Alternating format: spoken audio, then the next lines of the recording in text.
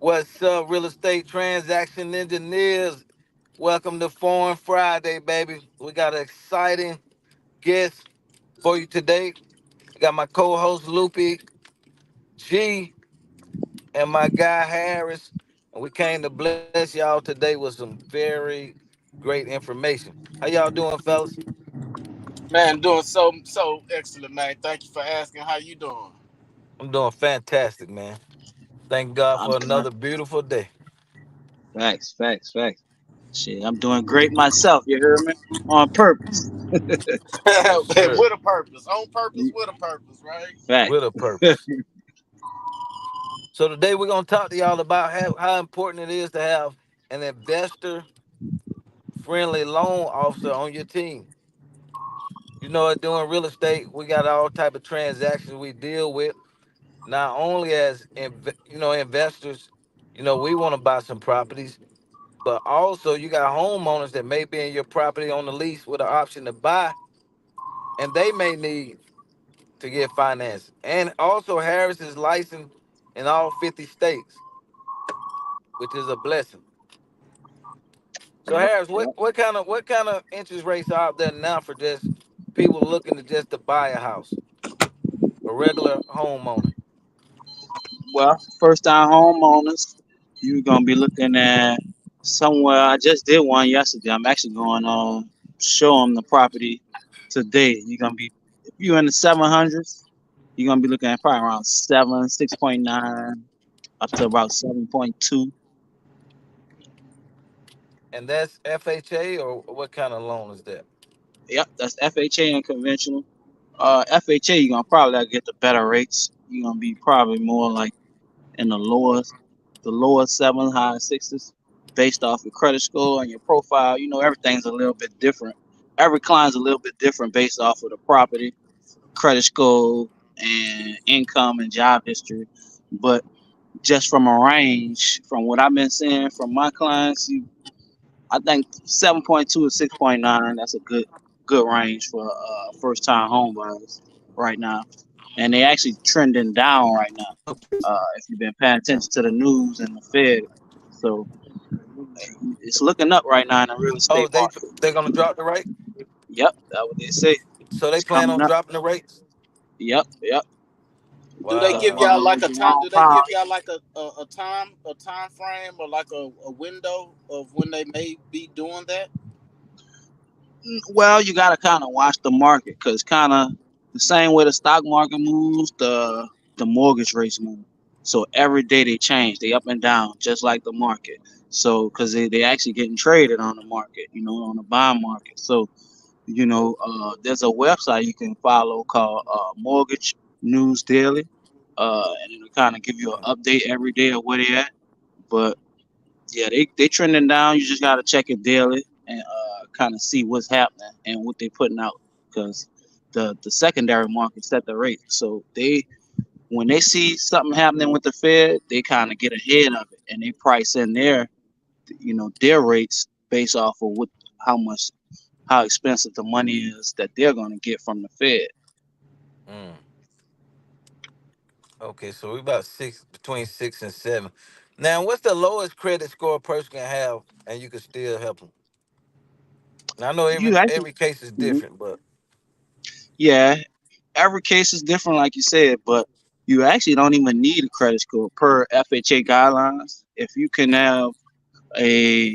been renting and you can show your rental history from your landlords, writing letters, and you can show you've been paying insurance and other form of monthly payments that doesn't report to your credit report, we can actually use those things even if you don't have a score at all and still get you qualified to buy a house.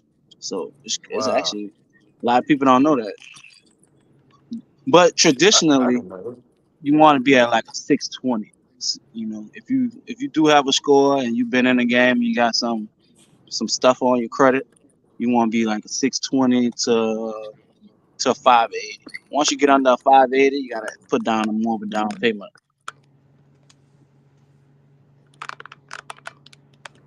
Oh man, that's very dang. That's good. So that's pretty good. Wow. Yep. Yep. Now with the VA, do they do any special loans for people getting a VA loan? Yeah, VA, that's the best type of loan. You know what I'm saying? People that service the country, you get 100% financing.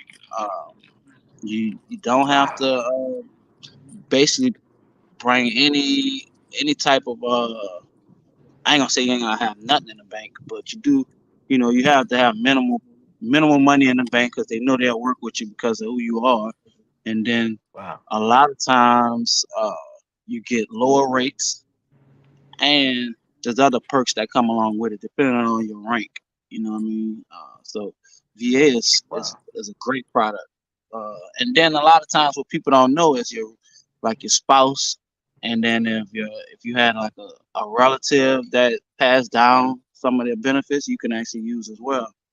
Uh, and a lot of times, What? like you heard of house hacking, you can Yeah. use those. Those are good products for house hacking. So this say if my daddy was in the VA, it was in the service. Could I use? Can I use a loan with him or something like that? Yep. If you pass down this benefits to you, So you have to y'all, check into that. There's a benefits number you have to call and then kind of track in and see exactly how what his rank was and how much he actually have available for y'all his. almost sound like Navy Fed.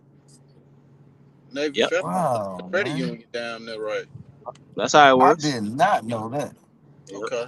Thank you for that information, Yeah, bro. yeah, Um, that was the niggas right there. that's That's a what's good up. question. Wow. Gotta bring the info to the people.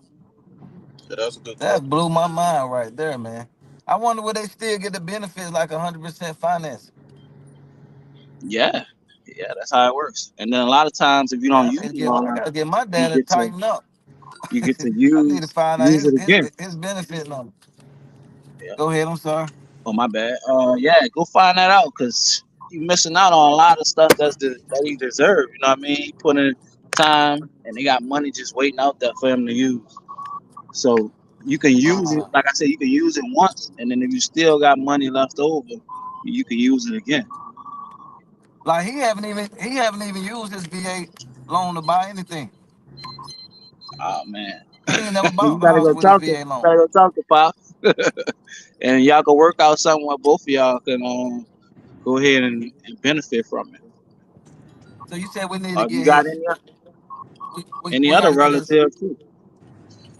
Uh-huh. what number it is we need to get. You said his benefit number. Yeah, I can't think of the exact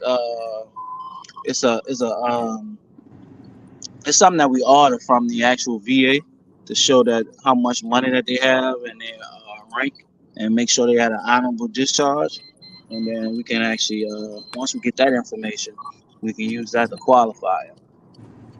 Can it be like an uncle or auntie too? You could use them if you're family. Yeah, anybody that's been in the service that had an honorable discharge, it's gonna come to me. I can't think of the exact name of it right now. It's been a while since I've done one of those, but the VA, yeah, a lot of service members get rich, by using those things because you can, as Uh, long as you live in it for 1 year, you know, it's a great house hacking tool. So, and a lot of times what happens is they gotta move around. So they buy one house, then they gotta move somewhere else, so they keep that house and rent it out, and then use their VA all over again. And then if you refinance the house, you can get all your benefits back. So because you're not wow. using the benefits money, so Hey, so it's like. Mhm. I have a question real quick. So let me ask you this: when it comes to the house hacking situation, are you provide or would it be better for the average Joe to just go for a multi unit or something like that instead of trying to get a single family residence? Yeah, you already know. Well, it's to each his own because a lot of times, depending on where you live at, you don't have options to get the multifamilies. And then to piggyback off the VA, there's the USDA. That's 100% financing product for the regular person too. But you just got to be able to move in the area, invest in the area that that's approved for those type of loans. There's a rural development loan, so anything like outside of the main metroplex of your city area, like the up and coming towns and stuff like that, the government likes to entice people to go and invest and build or buy in those areas. So you can get 100% financing with those type of loan products as well. And a lot of times, right now, depending on what market you in, if you get the seller to pay your closing costs, you can actually get a house basically for free right now. You know what I mean? Because they can pay up to 6% of your closing costs. So depending on the house size, 200,000, 300,000, be 9,000, 9K towards your closing. That'll cover everything. And then you already got 100% financing. You go get you multifamily, like Lupe said, and it pays for itself, and then you can actually be able to put some money in your pocket. You know, I wonder that's that's, that's it. how many units they'll let you get on the VA. You get up to four. And So and, anything and four and what's under the is what's considered the a. max amount? What's the max amount the property can be valued at? Because this It would be just something somebody would want to get brand new, right? A brand new home. it just depends on the area because if you're in Cali, the price amount is gonna be in the millions. Yeah, neither one of us is in one of those markets. So, like for me, I'm in Texas, and brother Eddie, Mr. Transaction Engineer, he's in Georgia, and you in Louisiana. Okay, so for me, for my area, it's gonna be like 380,000. Probably gonna be the same for Texas, maybe a little bit higher, and probably I would say probably 500,000 to 600,000 for Georgia, just for the goes like the average median house prices in the area. So you just gotta depend on which where you buying at. That's gonna determine your max, and also how long you've been in the service, and the type of position that you have. Oh, okay. I think And it's the GI Bill. It's your DW 103. Same thing Navy Federal asks for. Well, that number, but it's a certain document with all your it's like a award letter that you get from the benefits office when you get discharged. Anybody in the service there know exactly what I'm talking about. I gotta think of it. Like I said, it's been a while. so right now, what's currently working with getting funding for investors? you're breaking up, Luke. So as of right now, what is the most common product that people are getting approved for working with you, Harris? As of right now, for an investor, For an investor, you're yeah. looking at fix and flips and the buy and hold loan. So Okay. yeah, Can you most break those times. down to us? How does that work? Okay, so first fix and flips. Um, you don't really need to have a lot of experience. Um, it's better if you do have experience because you probably get better terms, but it's mostly based off the product. So if you got a good deal, most of the time for for numbers wise, because I'm a numbers guy, you want to probably be all in at around 60% after the 60-70% after all the repairs are done. So just for example, you're gonna be at just for small even numbers, so everybody can probably catch it. Just say if the property is worth 100,000, you want to be able to get that thing for about 40,000, and go ahead and put in 30,000 for the renovation. So you're gonna need like a scope of work from your contractor to be able to submit to me. If not, I can help you with that if it's your first time. And you're gonna have to have a clear budget. So What's a we're quick? gonna look at the project and see if it's actually worth investing in. And then those are mostly short-term products for fix and flip, like 1 year to 18 months. When you just moved out, well, Okay. before. You have a So question? so usually what's typically the term the terms what as far as lending things like that, what is the typical, what's the most common terms that you usually give to a person? For a fix and flip, you talking about, or for a buy and hold? What is the, yeah, because we're doing one at a time. You're just talking about the buy, you're just talking about the fix and flip, right? Right, right. So the term, you're gonna be looking at 12 months to 18 months. Most time it's 12 months. So you can go ahead and get your project up and running. Yeah. And you're gonna be looking at higher interest rates, probably around 10, 11%. And you're gonna be looking at some upfront costs as well, probably like about 10 to 15% down payment.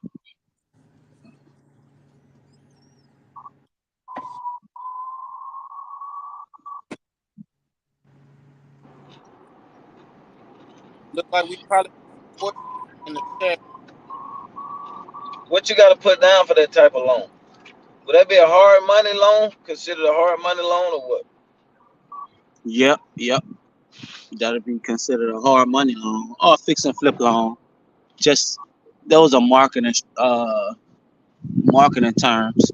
But you gotta put down, like I said, about 10 to 15% on the overall construction costs and the acquisition costs, the purchase costs, if for better terms. So, say if, like, for that example I was using, if you're gonna be all in at 70,000, 40 for the purchase and 30 for the renovation, you're looking at about, say, 10% of that. You're looking at about 7,000 for your down payment. But you also gotta remember you're gonna have some closing costs. So I know y'all familiar with that. That's like you'll need an appraisal, and you're probably gonna need to do some inspections, and the title company gonna want to get paid. So you need to throw some fees on top of that, 7,000, and that's probably what you're looking at to get the purchase and the renovation, and then hopefully you can be able to sell it for about 100, 120, and then make a little money for yourself on the back end.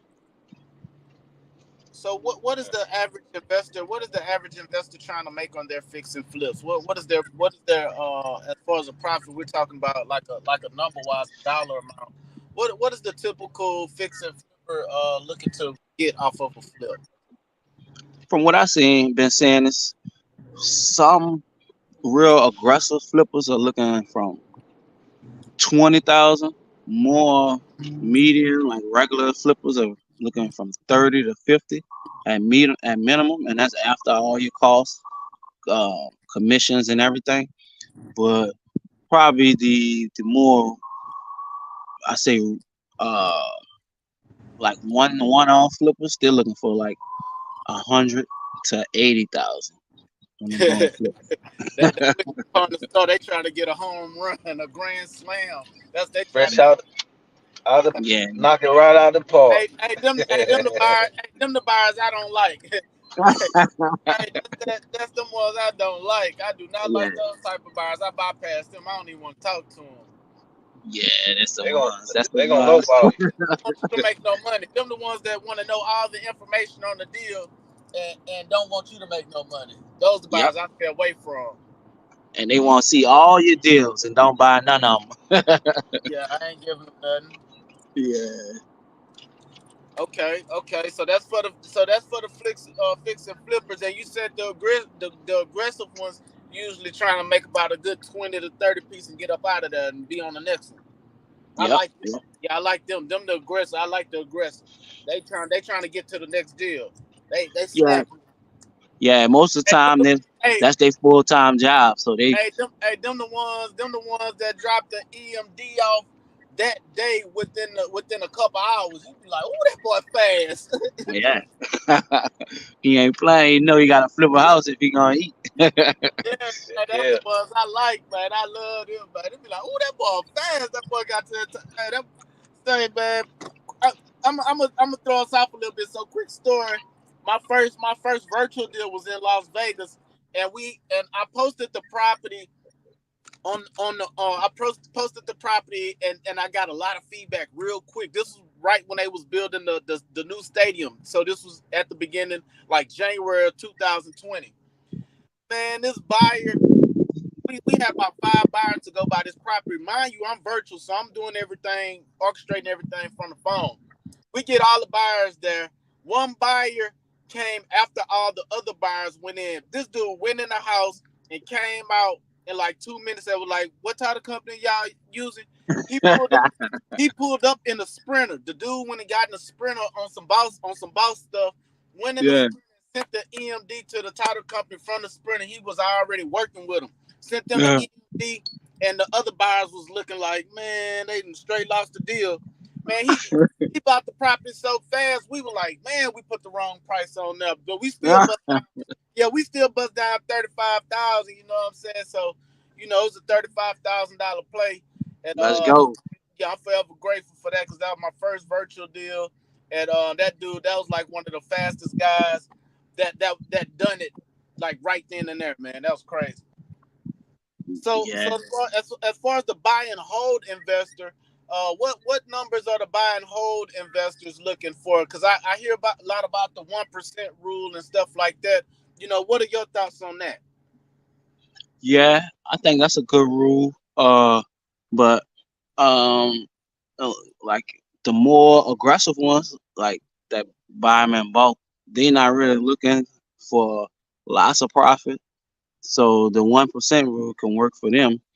Uh, and but like the more novice or the more the middle of the brand, the middle of the industry, buy and hold, they're looking for more of at least $500 or more on their on top of what they're spending each month. Yeah. I had a house where I was just making sure I was at least getting 500. So yeah, man. For the most part, when I got into the creative financing world, I didn't understand anything about the 1% because I wasn't doing like cash and out what they say the burr buy, rehab, refinance, all this. I didn't do all this. So the 1% rule wouldn't apply to me when I was doing creative deal structuring or when I do creative deal structuring. I'm just trying to see if I can get, at a minimum 300 to 400. If I can get 5 plus, then that's icing on the cake. Yeah, slam dunk. Every Yeah. month you clearing 500 after everything, after all your expenses. Shoot, you need to keep adding them to your portfolio. Yeah. So as far as what the buy and hold, man, you talked about the aggressive one, but what about the mom and pop buy and holds? That's they're not buying in bulk, but they are buying at least, or they're trying to buy one property a month or every other month or something like that to buy and hold. What about those investors? Yeah, the products they're using are mostly conventional loans or the DSCR loans. A lot of times, if you're bankable and you got all your ducks in a row, as far as you've been filing your taxes correctly, showing income and not writing off everything, you've been putting all your money in one account, showing all your income and having profit and loss statements and tracking all your expenses, then you can get a conventional loan. I can get that to you easily, but a lot more documents that's involved, Can and you're gonna have mhm, go ahead because I was gonna ask you something. Go ahead and finish. My bad. you're gonna have lower interest rates and better terms with those deals. So their cash flow a lot better as far as the buy and holds. But the Uh, DSCR loans are what a lot of people are using because a lot of times they don't file the taxes correctly, or they don't have all their stuff in a professional uh system, the mom and pops, I mean. So they got to put down a little bit more to get those loan products to buy and hold. So that was going to be my question. Can you explain the definition of a DRC loan? I don't remember what you said, but can you break the acronym down so those that don't know can get clarity of what that loan is and how it is structured. Hey, everybody that's here, man. This is Harris Robertson, the loan officer.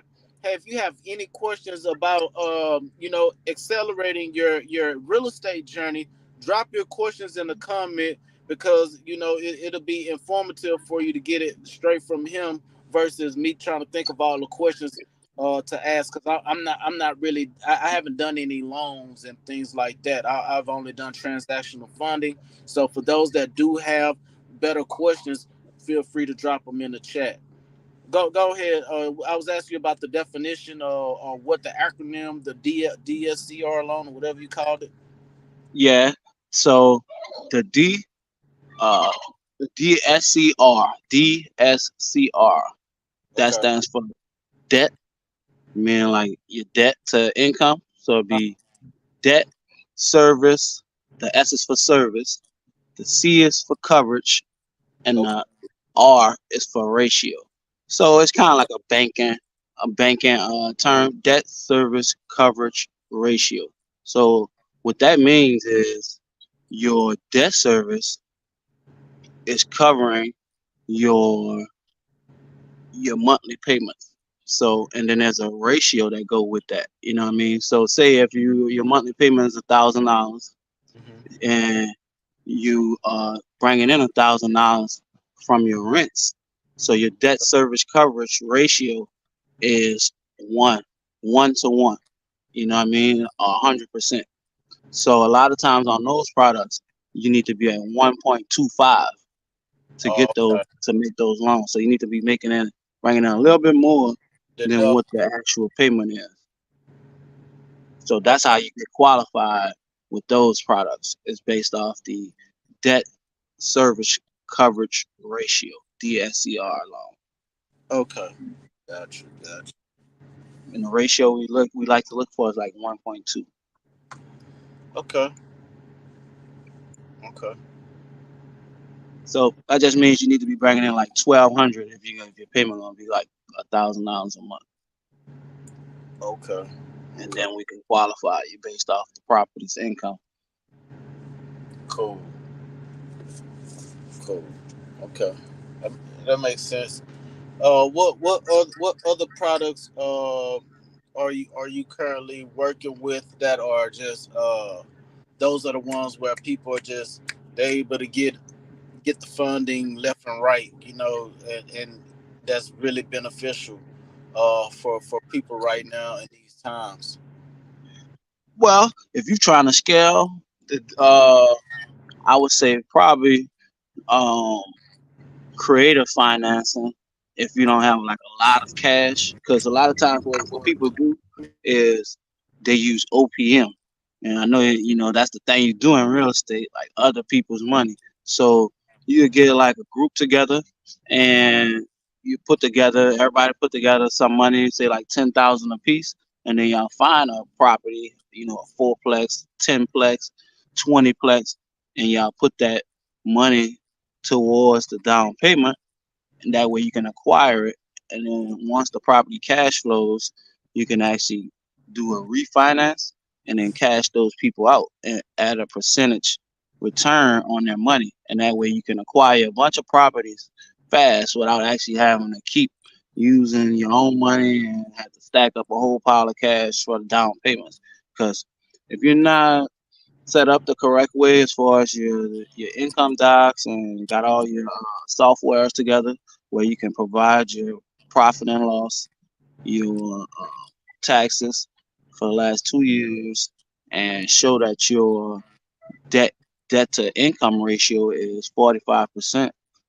And you're gonna have some reserves to get those conventional loans as well as with the DSCR. The DSCR is probably gonna be your best out. what about those that have new LLCs that doesn't have the making money history? So do you all provide no doc loans and things like that can help actually fund getting the business off the ground and getting a project started and completed? Oh yeah, definitely, definitely.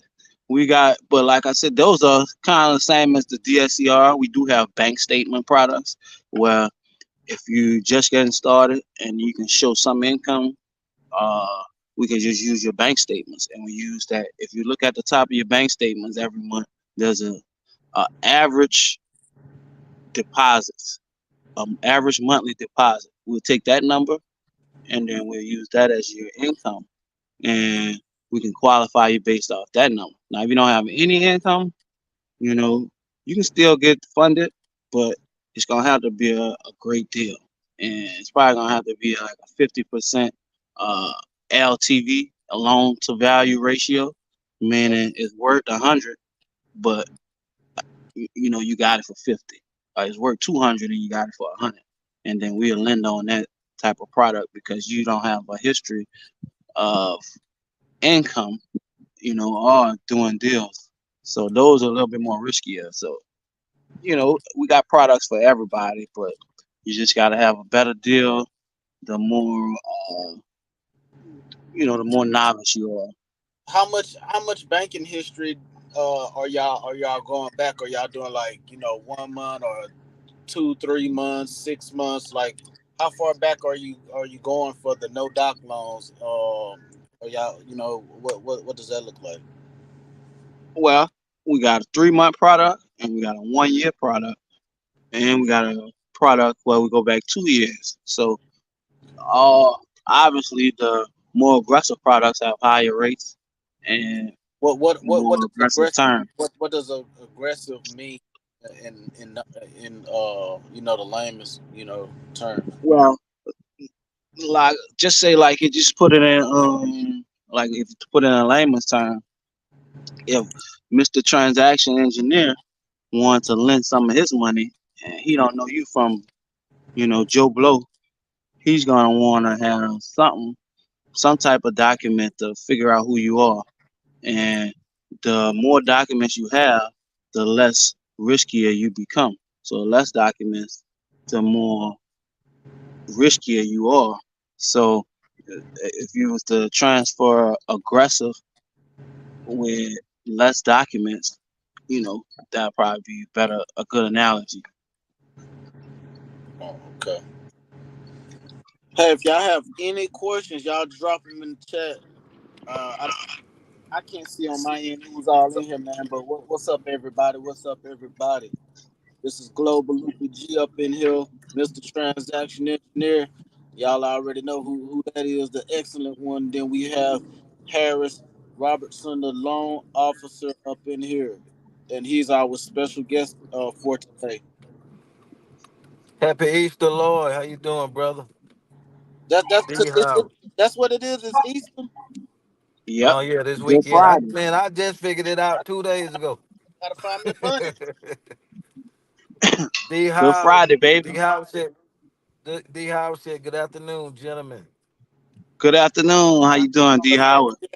Hey, y'all remember them boiled eggs, man? Eating all them goddamn boiled eggs on Sunday. Y'all got to do the Easter egg hunt. They don't even do them no more like how they used to do it, man. Nah, they put Man, Nope. them in the They put some cannons of put money in plastic now. them. yeah, man. I remember having to dye the eggs with my grandma and stuff and hiding all them eggs. Everybody eating hot sauce and hot sauce and what that season is, Zatarain's on. Speaking of Zatarain's and that hot sauce on the Yeah, egg. eggs be good. Happy Easter, everybody. And hey, my boy out here in Louisiana. By the way, Harris is in Louisiana. I know y'all got pickled eggs out there, man. You know what I'm saying? Yeah, we doing it up. We got the yaki meat eggs here. Man. We got all type of eggs. They got the chickens out here putting out the natural, the brown eggs. Look, Yeah. we turning up with them eggs out here. You hear me? Hey, man, y'all have any questions, drop them in the chat. Drop them in the chat, man. So, Harris, talk a little bit about what your process is, and usually how long does it take to get someone qualified? Do y'all do a soft pull on what products? Do y'all do a hard pull on every product? What what what credit bureau do y'all pull from? Do y'all pull from Equifax, TransUnion, Experian? Yeah, man. Hey, boy, I got questions for days, man. You know what I'm Yeah, saying? that's what's up. I can answer That's a good all of them, question. man. But well, to answer your first question, for hard money loans, we're not really looking for credit too much. We do pull it. It's a hard pull. We gonna pull all three bureaus. For FHA, we gonna pull all three bureaus. You do need, like I said, depending on your profile, like a 620 is like a good starter score.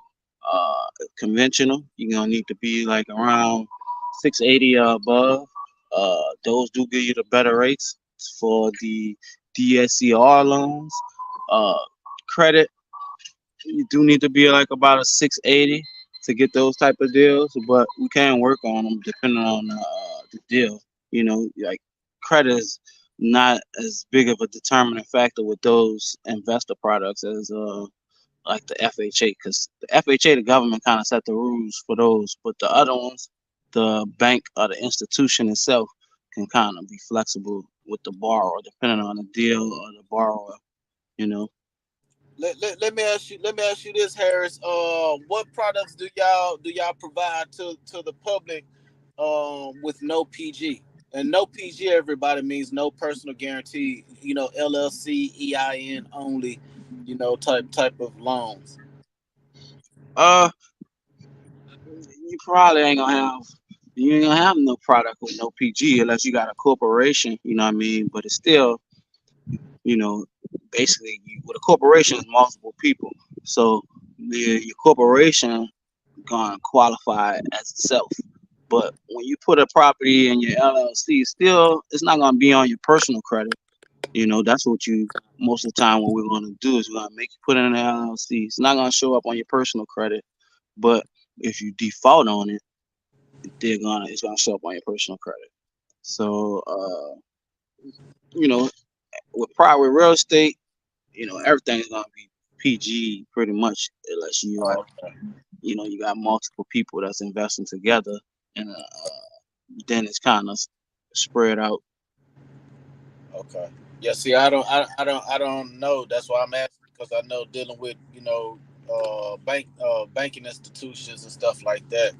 You can get no PG products depending on the institution that you're looking to work with. Yeah.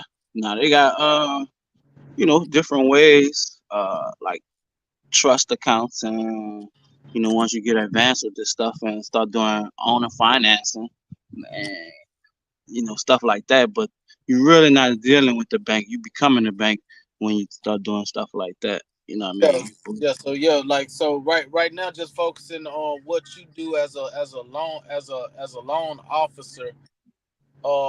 Do people work directly with you, or is there a portal they have to go through, and they don't deal directly with you? How does that work? Yeah, you you call me up directly, and I can kind of assess the situation, and then I send you to my portal, and then well, most of the time when we get you in the portal, we're gonna pull a hard credit pull, and we're gonna be ready to get you a pre-approval. So we don't want to get everybody dings on their credit if they're not ready. Ready. A lot of times people have to assess the situation to know if they're actually ready or not. But if you feel like you're ready and you already maybe under contract and you want a second opinion, you can go directly to my portal and we'll get directly on it. My team will reach out to you, kind of get all your preliminary docs, and I'll kind of quarterback the situation and from a high level consult and get the deal done. Uh, you know, Okay. So with those, so my question would be, so y'all don't do like a soft pull first to see if somebody is pre-qualified and then do the hard pull, or y'all just do the hard pull right off the bat? you do your own soft pull from like those apps, Credit Karma and all that. We used to do soft pull, but in reality, which nobody tell you as a loan officer, we pay for those credit pulls. They're not free. You know what I Uh-oh. mean? So a soft pull is like $15, and a hard pull is like $43. So a lot of times when you do soft pulls, you pretty much in the credit repair uh stage. You know what I mean? You really a lot of time. That's what I know is I used to do those, and what happens is I have to put you in a credit repair program, which we do have programs for you with that. But if you're ready to get the ball rolling, and we just go to the real deal, we can do soft pulls because it's gonna pull the same thing from Credit Karma. You can do a soft pull yourself. So let me ask you this. Wow. Hmm. So when it comes to getting qualified for those that may need to do some touching up or some some cosmetic work on their credit profile, uh, are you all providing this service to help assist those people? And if so, how is that being done through your team personally or through the company's team? Uh, I actually have a program for first time home buyers or for investors. To be honest, I got this from you. I'm gonna use your line. To be honest, we do charge for that. It is a small fee, but it's actually attorneys that handle the process for you. I don't actually get involved because I specialize in the loans. I can give you advice if you don't want to pay because I know how it works, and you can go in private, maybe get some consultation or maybe try to do it yourself because it's real easy. But if you want to be hands off and get that white glove service, we can do it for you, and that way we can track the process. And when you're ready, we'll know it before you know it. You know. But I do have, like I was saying earlier, I have a client that I'm meeting with that I'm actually doing a loan for. I was telling you earlier, and I'm the agent, and I'm supposed to be showing him a $400,000 property for 1 o'clock. That's not too far from here. So, man, it's been an honor. I wish I had to cut off so short. I'm actually going a little bit That's over, but if you had like a few more questions before we yeah, yeah. close out,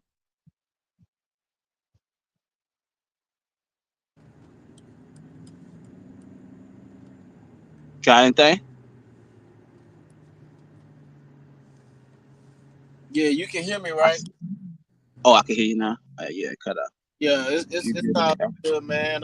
We appreciate you coming on, man, and we'll have you back on here again, man. We'll dive off, do a little deeper Okay. dive to a couple of more products, and also knowing that you're a realtor, and you being able to give us some knowledge about what's going on with the the new laws and things like that concerning realtors and those realtor fees and things like that, those commissions, man. We definitely want to get you back on and get your thoughts on that and stuff like that, man. But it was a pleasure to meet you, man. We got one question, man. If you can, it say if you get a FHA conventional mortgage, oh shoot, there we go.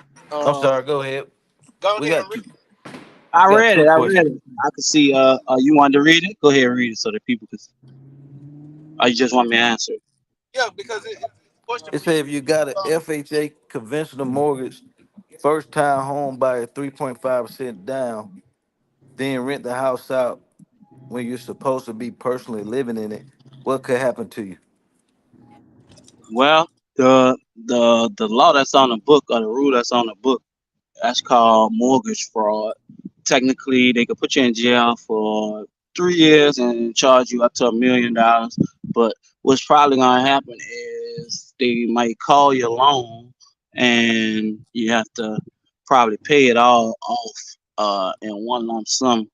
But a lot of times you can. I've googled it and seen it has happened, but a lot of times that don't happen. You know what I mean? So Got to have you just a gotta real be hater. cautious on when you do that. Hey, you got to have a real hater, huh? Yeah, you gotta have somebody hating on you for real for that to for them to probably follow through with that. But to each to Yeah, each his own. You gotta go cause check most of better the on that. Like you said, most of the time ain't nobody gonna know, but you got some Yeah, haters. Hey, you better not tell nobody you got an FHA loan. They might drop the dime on you. yeah, you like be calling the people on you. Well, don't Yeah, be don't, hey, smart do about it. not Don't, give the, don't hey, do not give the rats any cheese, man. be Don't give smart the about rats any cheese. Oh man, it. That's that's the it, man. saying for the day, man. Oh man, That's I came love. up with a good one. Don't Not get give a the right. rats any cheese. Don't give him nothing, man. Don't give him nothing. But shit, man, it's all love, man. Man, I hope y'all have me on again, man. Shit, I got some more info. They said, do I you wish work I in had the every run. state? Yep, we do every state. Hey, Shit. how can they reach out to you if they need you? You can reach out by me on IG at Harris Robinson underscore loan officer. I'm also on Facebook. And yeah, on those you can probably find my portal if you wanted to jump in and get a second opinion if you're already under contract or something. See if I can get you a better deal. Just give you advice, because I'm really like free free consulting for the people. So call me up anytime. Cool, man. The boy giving value, man. So y'all make sure y'all hit up Harris, man. And man, it was awesome being able to have you on here, man. Any last words, Every man? state, man.